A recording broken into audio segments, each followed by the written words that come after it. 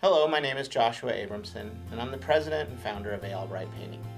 Many people have asked us, why are we doing this Paint It Pink campaign? Well, not only has breast cancer hit home for me and my family, it's also hit home for our community. And rather than me tell you the story, why don't I let some of these people tell you their story?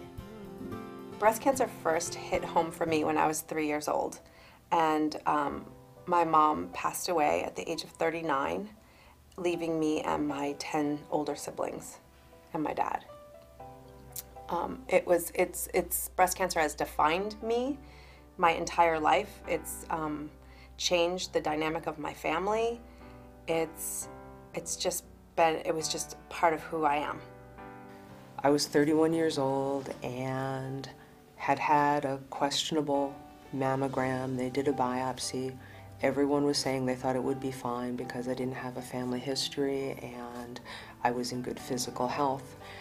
And I got a call from the surgeon's office asking me to come in right away. And I was at work, and to get my husband and come in right away.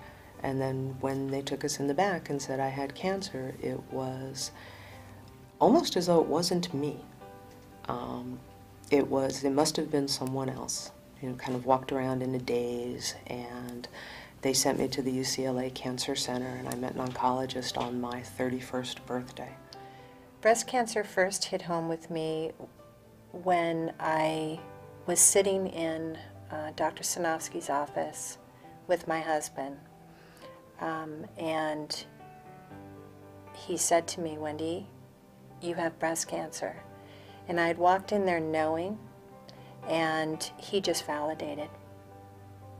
So it was December 22nd, 2008. I had a mammogram, and they found a spot, so they told me to have a biopsy, and they said it was cancer. 4 years ago, breast cancer hit home for me again when it was discovered that I carry the gene that my mom also carried, and giving me an 87% chance of having breast cancer in my lifetime. I had just given birth to my second son, and I didn't know what to do and what to think. Not long after that, they found a lump and weren't able to do a needle biopsy, and so I needed to go in to have that checked out. Instead of having a biopsy, I opted to have both breasts removed and immediate reconstruction, because to me, when you're in your 30s, I was 34 years old, you get breast cancer and you die.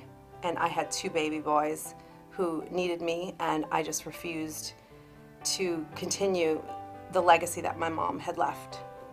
I think the community that's built amongst the breast cancer patient there's a perseverance, and there's a resilience, and there's a hope that you have to focus and find a passion in order to survive, as you have to find a passion and focus when you finish a marathon. And I have ran marathons, so when I was diagnosed with my breast cancer, it was as if someone had said to me, "It's time to start training for your marathon." And it's at that point in time in my life that I put my running shoes on and knew it was going to be a mental fight till the finish. I've learned that you can't do it alone. That if I didn't have my husband and my daughter and supports, and then things like Circle of Hope to help, that I wouldn't be able to go ahead and have a life and go to work and have friends and have more than just being a cancer patient. It was something that had to be done, and we did it. I was a little nervous, of course, like anybody else, but it was small, it was the beginning of it, so thank goodness for the mammograms. As you can tell, these women are survivors. Their stories are powerful, and that's why we have the Paint It Pink campaign. We want to help. We want to make it better. We want to help our community in this area to fight breast cancer.